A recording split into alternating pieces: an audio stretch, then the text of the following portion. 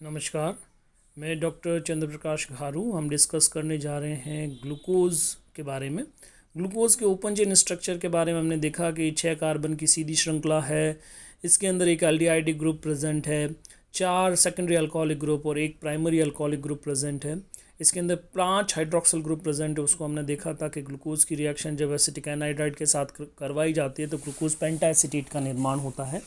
Cyclic structure के बारे में हम बात करते हैं कि ग्लूकोज की चक्रीय संरचना के बारे में यदि हम बात करें तो ग्लूकोज की विवृत संरचना को हम देखते हैं कि एक स्ट्रेट 6 कार्बन के स्ट्रेट चेन के रूप में दर्शाया जा सकता है। अब इसकी साइक्लिक स्ट्रक्चर के बारे में कल हमने बात की थी और साइक्लिक स्ट्रक्चर के बारे में हम देखा था कि इसका जो साइक्लिक स्ट्रक्चर है उसके अंदर हमने इसका साइक्लाइजेशन जो है वो अंतःनाभिकीय योगात्मक अभिक्रिया का परिणाम है, जिससे एल्डिहाइड कार्बन या कार्बोनाइल कार्बन जो है वो किरल कार्बन में कन्वर्ट होता है, जिससे दो समावयवों का निर्माण होता है, अल्फा डी ग्लूकोज तथा बीटा डी ग्लूकोज।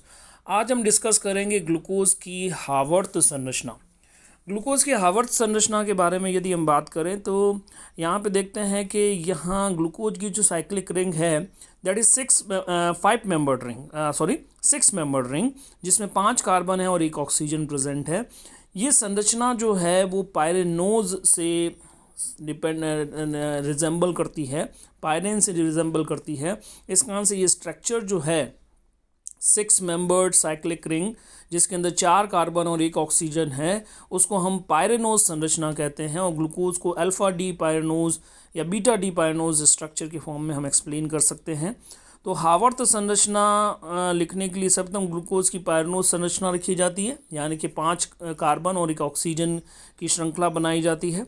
और उसके ग्लूकोज के वे समूह जो दाईं ओर उपस्थित है ऊपर के स्ट्रक्चर में, उनको हम देखते हैं कि वो वलय के अंदर नीचे की ओर दर्शाए जाते हैं। जैसे कि फर्स्ट कार्बन देखिए, फर्स्ट कार्बन हम देखते हैं तो इसमें देखिए फर्स्ट हाइड्रोक्सिल ग्रुप जो है वो यहाँ पे दाईं ओर है। तो सबसे पहले देखिए यहाँ पे जो अल्फा डी पायरेनोज स्ट्रक्चर नीचे की तरफ लिखा गया है, उसमें देखिए हाइड्रोक्सिल ग्रुप जो है वो नीचे बनाया गया है। सेकेंड कार्बन पर भी हाइड्रोक्सिल ग्रुप दाईं ओर है, इस कारण से इसे नीचे बनाया गया है। तीसरे कार्बन पर हाइड्रोक्सिल ग्रुप बाईं ओर है, इस कारण से इसको ऊपर लिखा गया है। और फिर जो छठा 5वां कार्बन इसमें CH2OH जो है इसको हमेशा ऊपर ही लिखा जाता है। चौथे कार्बन में देखिए चौथा कार्बन जो हाइड्रोक्सिल ग्रुप दाईं ओर है, इस कारण से इसको नीचे लिखा गया। तो ये ग्लूकोज की अल्फा डी पायरेनोज स्ट्रक्चर कहलाता है, हावर्त संरचना ये कहलाती है। यहाँ पे जो बंद दृष्टा की ओर होते हैं उनको डार्क कर दिया गया है। देखिए यहाँ पर जो नीचे के 3 बॉन्ड हैं उनको हमने डार्क किया है क्योंकि ये दृष्टा की ओर है, तो इसको दृष्टा की ओर इंगित करने के लिए इनको डार्क कर दिया जाता है। इसी तरह से आप देखेंगे कि बीटा डी पायरेनोज स्ट्रक्चर जो ऊपर की ओर लिखा हुआ है और बीटा डी पायरेनोज की जो हावर्त संरचना है, दोनों को आप कंपेयर कीजिए। ऊपर वाले स्ट्रक्चर के अंदर हाइड्रोक्सिल ग्रुप जो है वो लेफ्ट हैंड साइड के अंदर है, इस कारण से फर्स्ट कार्बन पे ऊपर की ओर बनाया गया हावर्त स्ट्रक्चर में। सेकंड कार्बन पे वो राइट हैंड साइड के अंदर है, इस कारण से उसे नीचे की ओर बनाया गया है।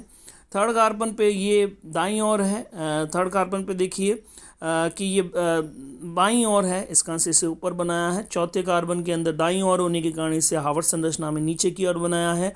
और CH2OH समूह जो है उसको हमेशा ऊपर की ओर बनाया जाता है। तो ये जो संरचना है और दृष्टा की ओर की जो 3 बॉन्ड हैं उनको डार्क कर दिया जाता है ताकि ये इंगित करे कि ये जो स्ट्रक्चर है वो दृष्टा की ओर है। तो इस तरह से यहाँ पे जो है ये ग्लूकोज की हावर्त संरचना जो है वो बनाई जा सकती है। अब हम डिस्कस करते हैं नेक्स्ट रिएक्शन, ओसोजोन का निर्माण। कार्बोनिल यौगिकों की अभिक्रिया फेनिल हाइड्रोजीन से, चौथा जो दिखाया गया है, कार्बोनिल यौगिकों की अभिक्रिया फेनिल हाइड्रोजीन से कराने पर फेनिल हाइड्रोजोन का निर्माण होता है। ग्लूकोज की अभिक्रिया फेनिल हाइड्रोजीन से कराने पर एक नारंगी क्रिस्टलीय ठोस पदार्थ प्राप्त होता है जिसे ओसाजोन कहते हैं। इस अभिक्रिया के दौरान 1 मोल ग्लूकोज 3 मोल फेनिल हाइड्रोजीन के साथ में रिएक्शन करता है। इसका मैकेनिज्म हम देखते हैं कि फेनिल हाइड्रोजीन से अभिक्रिया किस तरह से होती है और किस तरह से ओसाजोन का निर्माण हो जाता है। तो यहाँ पर रिएक्शन दर्शाई गई है। 3 मोल फेनिल हाइड्रोजीन लिया गया है, 1 मोल ग्लूकोज के साथ रिएक्शन होती है, जिससे ये जो कंपाउंड बन रहा है, जो उत्पाद बन रहा है, ये ओसाजोन कहलाता है। एक्चुअली फर्स्ट जो एल्डिहाइड कार्बन है वो फेनिल हाइड्रोजीन से रिएक्शन करके हाइड्रोजोन का निर्माण करता है। फिर इसके बाद में सब्सिक्वेंट रिएक्शन के अंदर आप देखेंगे कि जो फर्स्ट सेकेंडरी अल्कोहलिक ग्रुप है, यानी कि सेकंड नंबर का जो कार्बन है, वो फिर फेनिल हाइड्रोजीन की प्रेजेंस में इसका ऑक्सीडेशन होता है, जिससे कीटोनिक ग्रुप बनता है। और फिर थर्ड स्टेप के अंदर ये कीटोनिक ग्रुप जो है वो फर्दर आप देखेंगे कि फेनिल हाइड्रोजीन से रिएक्शन कर हाइड्रोजोन का निर्माण कर रहा है। फर्दर आगे रिएक्शन नहीं होती, क्योंकि इसके बाद साइक्लाइजेशन जो है हो जाता है, वो हम देखेंगे। तो यहाँ पे उत्पाद के रूप में ओसाजोन बन रहा है, जो कि नारंगी रंग का क्रिस्टलीय ठोस पदार्थ है। इसके साथ में एनिलीन का निर्माण हो रहा है, अमोनिया एलिमिनेट हो रहा है, वाटर एलिमिनेट हो रहा है। तो इस अभिक्रिया के 3 पद जो है हम डिस्कस करेंगे। जो फर्स्ट स्टेप है अभिक्रिया का, जो फर्स्ट स्टेप है, इसमें एल्डिहाइडिक समूह फेनिल हाइड्रोजीन से क्रिया कर हाइड्रोजोन का निर्माण करता है। It is very simple reaction, कार्बोनल compound ये रिएक्शन शो करते हैं और फेनिल हाइड्रोजोन के साथ में रिएक्शन जो है वो हो जाती है। तो फेनिल हाइड्रोजोन के साथ में हाइड्रोजीन के साथ में रिएक्शन करने से फेनिल हाइड्रोजोन का निर्माण हो गया। अब सेकेंड स्टेप जो है, इसके अंदर क्या होगा? सेकेंड स्टेप के अंदर अब जो आपका C2 कार्बन पर जो सेकेंडरी अल्कोहलिक समूह उपस्थित है, वो फेनिल हाइड्रोजन अणु की उपस्थिति में उसका ऑक्सीकरण होगा कीटोनिक ग्रुप में। तो यहाँ पे देखिए ये जो हाइड्रोजोन है वो फेनिल हाइड्रोजीन के साथ में रिएक्शन कर रहा है, और जो सेकंड नंबर का कार्बन है, जो कि सेकेंडरी अल्कोहलिक कार्बन है, वो अल्कोहलिक ग्रुप जो है वो कीटोनिक ग्रुप के अंदर ऑक्सीकृत हो रहा है। यहाँ पे नाइट्रोजन फेनिल हाइड्रोजीन के अंदर नाइट्रोजन बॉन्ड एसोसिएट हुआ। यहाँ पे 2 हाइड्रोजन निकले, तो इसमें 2 हाइड्रोजन निकल रहे हैं। तो एक हाइड्रोजन जो है वो NH2 के साथ में अमोनिया के रूप में एलिमिनेट हो रहा है, दूसरा जो हाइड्रोजन है वो एनिलीन के रूप में जो है वो अलग हो रहा है। और यहाँ पे 2 सिग्मा बॉन्ड के डिसोसिएशन के कारण कार्बन ऑक्सीजन के बीच में एक पाई बॉन्ड का निर्माण हो जाता है, यानी कि कीटोनिक समूह जो है वो का निर्माण हो जाता है। एक एलिमिनेशन रिएक्शन का एग्जाम्पल है, ऑक्सीडेशन यहाँ पे हो रहा है।